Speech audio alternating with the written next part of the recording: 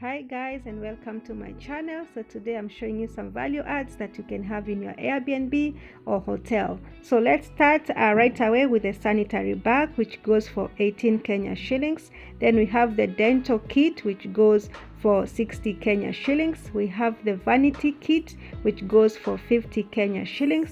We have the jolly comb, which goes for 30 Kenya shillings. We have the body lotion, which goes for 25 Kenya shillings. And then we have the shower cap, which goes for 23 Kenya shillings. As you can see, the toothbrush has some paste, and that's how the brush looks like, soft bristles. That's the vanity kit. It comes with earbuds, a nail file, and a makeup remover. That's your jolly comb, a white one in color.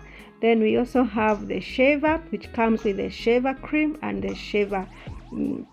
So we are in Syokimau or in Westlands and happy to deliver. Give us a call and definitely we will deliver. Thank you so much for watching and hope to hear from you.